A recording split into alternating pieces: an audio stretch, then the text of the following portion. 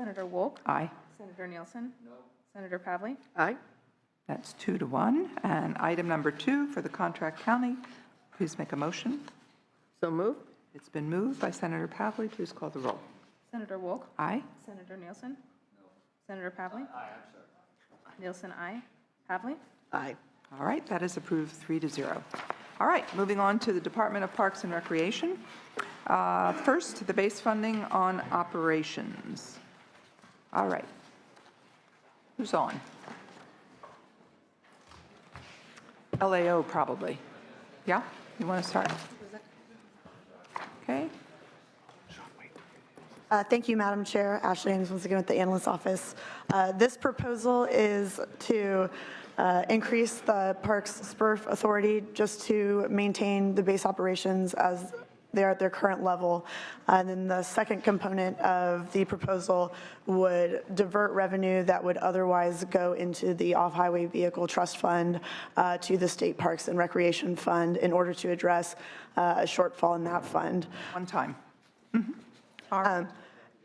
Do you want our analysis too? Sorry. So in reviewing the proposal, we do think that the revenue transfer is legal. A similar transfer has been done in the past, and at that time, the Attorney General did issue an opinion on it, finding that it was legal. But it does raise some policy questions for you. Currently, statute requires that the fuel tax revenue go to the OHV division, and consequently, the proposed redirection does represent a policy shift in the use of these funds. However, if you do not wish to redirect the money, the only other option that we were able to identify was probably either to use general fund or to reduce the funding level for state parks in the budget year. We also found that the long-term solution is needed to address the structural shortfall going forward, and the department did indicate that it anticipates proposing an ongoing solution in the 17-18 budget year. We think it's very important that they come forward with a sustainable plan. Based on these findings, we do think the one-time augmentation makes sense, but it does require your decision on the fund source between the OHV or the general fund. Obviously, if you divert the revenue, that will reduce the funding that's available for OHV activities, and so it's just up to you to choose the funding source that aligns with your priorities. In the long term. Yes.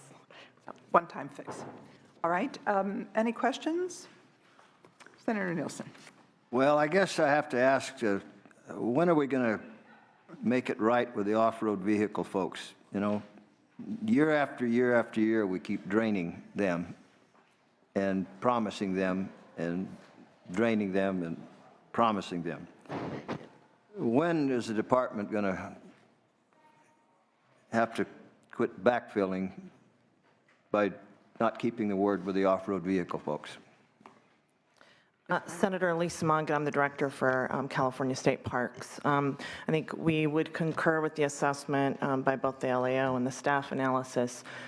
This was a difficult budgetary decision reflected in this budget. It's important that it's one-time in nature. I think the other important piece of this is that the governor's budget fully repays all of the outstanding loans that were made to the general fund during some of those difficult fiscal times, totaling about $112 million. So that's an important piece to this discussion. Well, are we going to be faced with this same situation again next year, though, notwithstanding whatever the governor's done retiring these loans? He hasn't retired them all. He's made a good attempt, and I'm glad to see that. I commend him for it. But this off-road vehicle thing goes back a lot of years. The fact that it's one-time in nature was purposeful. That was a very purposeful decision. It was interesting. So the Parks Forward Commission, who was charged to design kind of recommendations on how to strengthen the department, they too were looking at sustainable fund models. They really left it to us to design that. Over the last 2 years, what we've been focusing on many of the transformative efforts, but one of the key ones was really setting up these more robust administrative and fiscal tracking system. So today, this body, the public, and internally, we track our fiscal information in a way that we haven't before, so I think that's very important. The Assembly took an action that we concurred with, which approved this budget action, but also had adopted language that looked to the administration to keep this one time in action and also to look for a sustainable model for next year's budget proposal. You talked about revenue generation. Now, has there been new revenue generation that you can point to? Yes, so the current revenue generation program was stood up by primarily through AB 1478 legislation from several years ago. We established targets now for every single district, so every district must reach a target, and then through that legislation, any amount that exceeds that target gets distributed back to that district, and the other 50% goes to fund the entire system. In addition to that, what a lot of people, I think, forget about is that you establish through this legislation what's called a sub-account. And while it's a very technical term, you're essentially taking $4.3 million in SPRF and setting it aside every year, and those monies must be used for revenue enhancement activities. We've primarily been using them to put people in kiosks, to greet people, and to be there to collect revenue. The other thing that we've been doing, it became very clear through conversations with this body and also the public, is that people are no longer interested in a cash-only state park system. So we've made getting the technology out there to use credit and debit cards. And so you can imagine what that does, not just from perspective of interacting with our visitors in a more modern way, but now we can track revenues at those locations much better than we could before. We also, in terms of revenue generation, when a dollar was collected out in the field, it could take up to 3 months because of how we were structured for it to actually be registered in CalSTARS.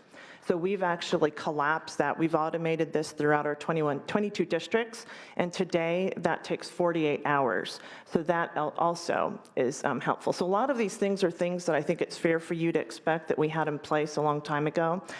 We haven't. So when we talk about modernizing, I know that we're using that term generously in a lot of ways, but all of these systems are so important for the RevGen program. A couple of other things I would say. I think in the governor's budget last year, we had opened up new Hearst Castle tours using RevGen, and then once we get the revenue that we're collecting to make it sustainable, then we fold it into our base programs. And those Last amounts year. be quantified? Do you have dollar amounts, how much you? Yes. Okay, so you do have those. We do have that information. Okay. And so the department spent $4.1 million in 14-15, and we're earning an additional $18.9 million through that.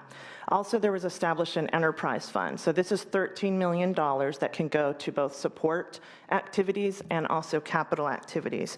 We used those, and it was seeded primarily through bond funding, both Prop 84 and Prop 40. We used those funds targeting things like reopening a campground that had been closed previously at Mount Tamalpais, installing utility hookups at campsites. We have learned through the public that there's a lot more interest in coming and using RV systems, so we've done that. We've been installing more utilities. We use those funds to put in these automated pay machines so that we don't have these Iron Rangers. If you recall, that's just kind of a cash honor system where you put in a check or cash, and I can't tell you how many hours our staff spend chasing down bounce checks, those kinds of things that you don't think about, but that's some of the rewards that we're reaping through these funds. We're estimating that the annual ongoing revenue from these projects will be nearing $5 million. Well, I thank you. You're giving me some comfort and quantification that the off-road vehicle population are getting some benefit.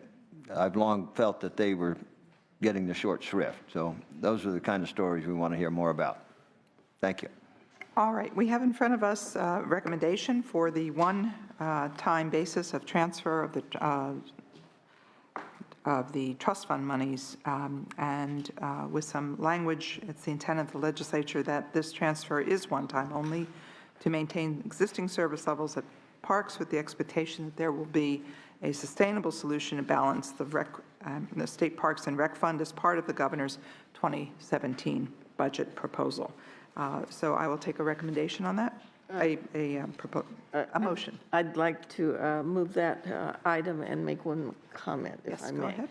So there is a motion made, and what's happened in recent years, there's actually a member of the State Senate and the Assembly that are now on the Parks Commission, and I want to compliment Lisa. She was interim director, now permanent director of State Parks with a budget background, which is incredibly important. state parks had struggled for years, and we all know the stories and the history there. I see a real sort of resurgence. They're still lacking in funds, but we now allow and encourage partnerships with private sector, nonprofits, and some creative things. We now know each state park unit, what is their budget, what revenues they make, what they're expending. So things are improving, Senator Nielsen. And the popularity of our state parks is greater than ever, and so it's struggling to meet all those needs for what people want to do as they try to access our beloved state parks. So there's one story down in my neck of the woods where there was a state park and had a relationship with the restaurant next door where they worked out some flexibility of some of the restaurant outdoor seating being on state park land, in exchange get a percentage of the profits of the money from the restaurant, so they're able to really maintain that particular facility. But there's all sorts of creative solutions out there, and I think just want to take this opportunity not only to thank Lisa, but the volunteers in the state parks who've held this system together during some very bleak times. So I'm certainly supporting this one-time appropriation because I think we'd all agree they're moving in the right direction again. All right, we have a motion. I'll take public comment very briefly. Welcome. Good morning, Madam Chair and members. Tracy Verdo Torres on behalf of the California State Parks Foundation. Want to just support the proposal in front of you. The foundation recognizes and appreciates the commitment that was made to the OHV trust fund related to the loan repayment. We will just acknowledge when times were tough and other budgets were cut, they did not have the luxury of being repaid, but we recognize this was a commitment that was made and that's appropriate. We do, however, support the $31 million that would be provided to the State Park and Recreation Fund. As this committee knows well, there is a structural deficit in SPRF, and other actions, including the environmental license plate fund shift, are adding to some of that issue. And I think it's important to recognize for the nature of SPRF, pardon the pun, I guess, on that one, and even with revenue generation, these are all dependent on the mantra of earned revenue, and they are all dependent on visitation. And so when visitation fluctuates for factors that are outside of the department's control, that affects their ability to depend on the revenue generation figures in SPRF. And so we find this appropriate, and we'd like to work with the department, other stakeholders in the OHV community to really find that sustainable solution for the entire state park system. Thank you. Thank you very much. Next, please. Terry McHale with Aaron Reed & Associates, representing California Four-Wheel Coalition. This is usually a combative issue. First of all, I want to say that we are delighted that tomorrow, or this weekend, it's the largest OHV event of the year, one of the largest events of state parks up at Hangtown, and we are thrilled that the director is coming and that she's willing to listen to OHV and to take into consideration how they work in the full breadth of it. We're going to sit her right next to the senator there so they can sit and talk about what OHV should look like in the future. Our only cautionary note is someone had asked, in terms of revenue, OHV from the Steinberg bill showed a willingness to charge more for entry. They've been willing to raise money on themselves. They've been careful with their own money. They've been good stewards of the land. We are hoping as this situation gets resolved that OHV does not lose their autonomy and is placed under the Parks program, where they will lose the ability to have a vibrant, independent OHV program. But thank you to the director and to this committee. Okay, thank you. Next, please. Good afternoon, David Pickett, District 36 Motorcycle Sports Committee. I want to start off on this topic with a citation from a February 10th, 2011 Resource and Transportation Subcommittee hearing meeting where staff's initial comment was, these funds can only be used for the benefit of off-highway vehicle recreation. At that same meeting back in 2011 was another comment, staff doesn't have any issues with the OHV proposal since it appropriates special funds for their required purposes. Having said that, there are some unintended consequences that the LAO has not brought forward to the committee here today, and that is this redirect of fuel tax revenue If it's redirected and it's not used for the benefit of OHV, it's now eligible for refund by individual OHV representatives as themselves. Now, since the $10 million take that started in 2011, you go back that 5 years, and this year it's going to be $60 million plus this proposed $31 million with identification that it is fuel tax monies. We are going to go and apply for that money back from the state, because there's about 3 to 4 million people that have been paying those special fund taxes in good faith. Redirects, transfers, whatever you want to call them, takes, that's taking our money without the loan provision that's in statute.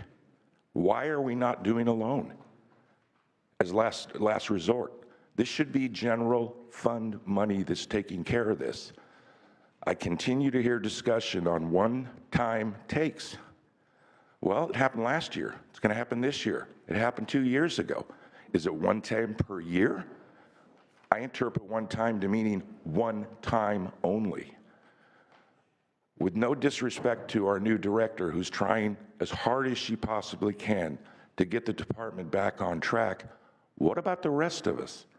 You heard Senator Nielsen talk about the abuse of our finances, not just for a few years, but 40 years. We still never got back $1.5 million that was in a state parks bond in 1976, because then director decided OHV was going to fail and transferred the money into the department. So this is not anything new. It's 4 decades. It's wrong. I look at this as, my members are so angry, and I wish we would have had more notice, because you would have had more people at this here right now. But it's time to stop and draw a line in the sand and tell the administration no. Because if you vote today, I'll ask you to sum up. if you vote for this today, then I view it as being hypocritical in nature, because all of you voted for SB 742 when we worked so hard with Darrell Steinberg and doubled our own registration fees to help the state get out of the mess. We got a loan that's being repaid, hopefully. But guess what? With the $60 million that's already been taken with no loan provision, and this new amount of $31 million being taken, that's $90 million. And one of the loans we're getting paid back for 8 years later is $90 million. I don't find that a coincidence. Please, there's millions of people that this committee is voting on right now. Please do not support this. We can find the money somewhere else. The general fund is the source. Thank you. Thank you very much. Next, please. Good morning, members of the commission. My name is Nicholas Harris. I'm the Western States representative for the American Motorcyclist Association. And I will try not to repeat everything you heard from Mr. Pickett, but just remind you that we are now waiting on an overdue fuel tax study. It was supposed to be out January 1st. It was put in place a couple years ago, and we've been waiting on that, and we're very concerned with what the recommendations may be. And we see this money going away right as potentially the funding source will change. And then just a quick reminder, also the Parks Forward recommendation is expected, I believe, this week at this point. So we're also looking to see what's the future of the OHV program. And we're very concerned that this is being done really at the very least at the wrong moment, but of course we're opposed to it overall, but especially at this particular moment. Thank you for your time. Okay, thank you. The recommendation is to do this as on a one-time basis, and everyone acknowledges that, including the director, that we need a sustainable program, a sustainable source of funds for the department, and we view this as a one-time cost. So that we have a motion to approve as proposed with the Assembly proposed budget language. We had a motion already. So please call the roll. Senator Wolk? Aye. Senator Nielsen? No. Senator Pavley? Aye. All right, that's 2-1, and it has been approved. All right, Public Beach Restoration Program, that's issue number 2. Good afternoon, Madam Chair and members. Will Schaffsman with State Parks. This next issue relates to a spring finance letter for our Division of Building and Waterways Public Beach Restoration Program. The governor's budget included about $6 million in local assistance for the Public Beach Restoration Program. The proposal you have before you increases that proposal by $2.6 million, really to correct a technical error regarding to the appropriate match for these projects as required by the Public Beach Restoration Act. Proposal also includes $700,000 to include an additional project for beach erosion control. Additionally, in 16-17, we did not get a sufficient number of proposals for the northern area of the state. In harbors and navigation code, there's a requirement that those funds be split 60-40, so we're asking for budget bill language to not withstand that requirement so we can get the local assistance grants out in time. In regards to the comments on the agenda, we think they're fair and don't take issue with any of the studies being presented here. We just want to note on some of the beach nourishment and sedimentation studies performed by UC and Scripps that our DBW program does take appropriate measures to try to mitigate these environmental impacts, and we do work with CEQA, NEPA, Coastal Commission, and various local entities on permitting for these projects. As far as the dam removal projects go, we don't necessarily take issue with the science or the logic there. In the agenda, there is a proposal for supplemental reporting language. Notwithstanding the merits of the supplemental reporting language, we would just like to note that the main source of funds for the Public Beach Restoration Program is Harbors and Watercraft Revolving Fund. To the extent that we start to embark on some of the dam removal projects, which can be costly, there may be some impact to programs currently funded through Harbors and Watercraft Revolving Fund. All right, I think the intent of the language was to draw the connection between what has been essentially dumping sand on a beach, and sometimes that's important, but in fact, it might be good to take a broader view of that and in fact look upstream or elsewhere to have the same impact without, in a different way, that's all, and might be a more effective way. So I think that the language is a good idea, and I know the department will be looking at that broader view. So with that, are there any questions? If not, public comment? All right, we have a motion. Is there a motion? I'll make a motion to approve the staff recommendation for both beach replenishment projects and natural sedimentary projects such as dam removal. All right, please call the roll. Senator Wolk? Did I ask for public comment? Public comment. Seeing none. All right, please call the roll. Senator Wolk? Aye. Senator Nielsen? Senator Pavlik? Aye. All right, that is approved 2-1. Issue number 3, California History Interpretation Pilot Program. Thank you. The next proposal is a very important proposal for state parks. This is a request for $348,000 from the State Parks Protection Fund to develop a 2-year pilot project which will improve public interpretation through a new collaborative partnership with University of California for 2 state parks, California State Historic Citrus Park and El Presidio at Santa Barbara. We are working with the UCs to establish a model that we can potentially, depending on the success of the pilot, scale out further for our parks, but open it up for questions on this proposal. Good. Any questions on this? Is there a motion? So move. All right, public comment? Oh, sorry, Senator Nielsen. How many of these kind of pilots do you have in process now? How many of these fundraising, revenue-generating pilot projects are in process statewide? So I wouldn't kind of deem this a revenue generation project. I would say that the most similar project to this would be the project that's in the governor's budget. It's the community liaison project. It was on, I think, vote only earlier in this agenda. It was several hundred thousand dollars for 2 individuals. So this year we're opening, probably in early fall to late summer, we're opening LA Historic Park. So it's a new urban state park. So the budget already includes funding for that. And when we look at why was it so successful, we've learned that you need to engage the community early and often. And so we want to take that model and extrapolate it to other areas. So under that proposal also, we will have 2 positions, one there, one also at out in the Bay Area for the new urban park that's on the horizon in the out years, which is Candlestick State Park.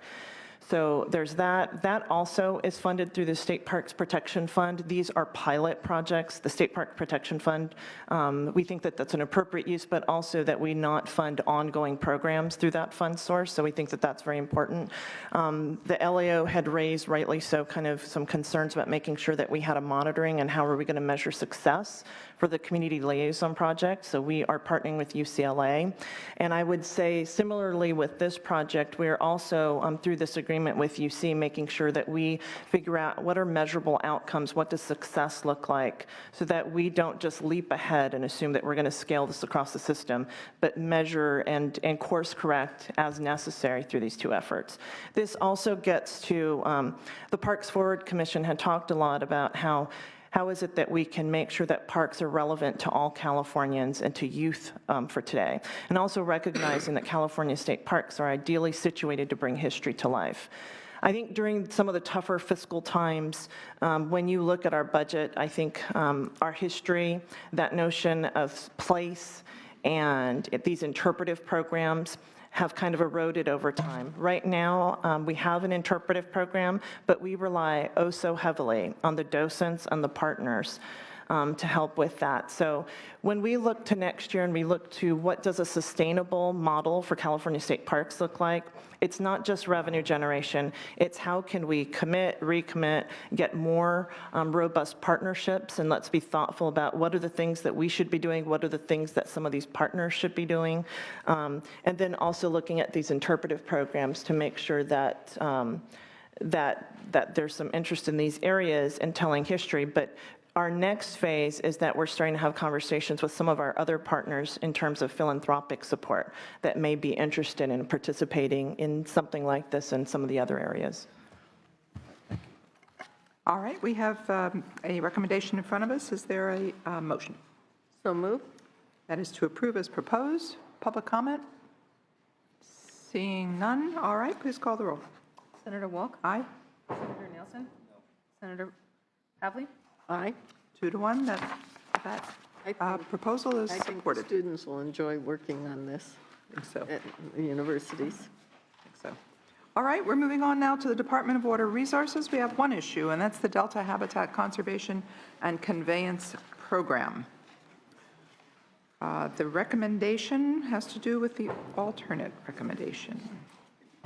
There is a revised proposal. Who's going to speak to this? LAO?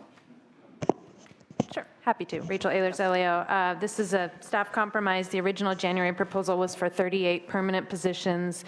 Given that the project is still in the early stages and only 3 of those positions have been filled, the proposal before you is to make 3 of the positions permanent and leave 17 of them as limited term, extending the limited term, and then as well to request some supplemental reporting language from the administration regarding the financial assurances required in order to complete the water fix proposal to be submitted November 30th, 2016.